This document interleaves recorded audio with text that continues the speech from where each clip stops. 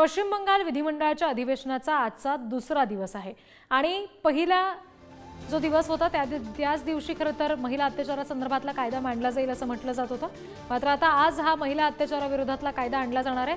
मुख्यमंत्री ममता बॅनर्जी अपराजिता विधेयक मांडणार आहेत। कायद्यामध्ये आरोपीला 7 दिवसात शिक्षेची तरतूद असेल, त्यामुळे आता केंद्र सरकारची भूमिका काय असेल याकडे सगळ्यांचं लक्ष आहे। कोलकात्यामध्ये डॉक्टर तरुणीवर झालेला अत्याचार, तिची झालेली हत्या यानंतर अखेर सरकारला जाग आली आहे असं म्हणता येईल। या सगळ्या संदर्भात प्रतिनिधी शिवाजी काळे आपल्याला तपशील देतात।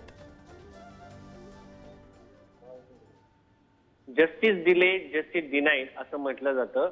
या सगळ्या प्रकरणामध्ये ममता बॅनर्जी यांचं असं म्हणणं आहे की एखाद्या मुलीवरती जर अत्याचार झाला तर तिला लवकरात लवकर न्याय मिळावा। राष्ट्रपती द्रौपदी मुर्मू यांनी देखील या संदर्भात भाष्य केलं होतं।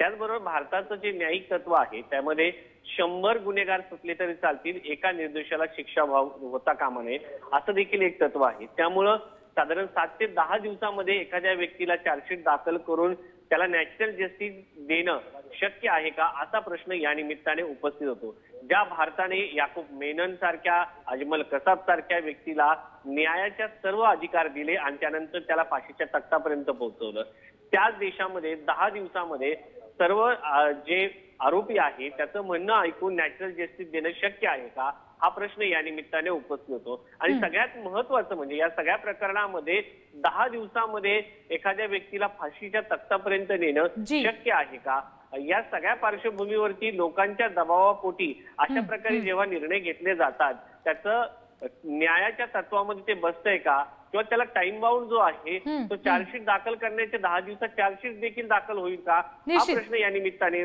उपस्थित होतो। निश्चित शिवाजी, आणि या सगळ्या संदर्भात आता केंद्र सरकार मुख्य काय भूमिका घेईल हे पाहणं महत्त्वाचं आहे।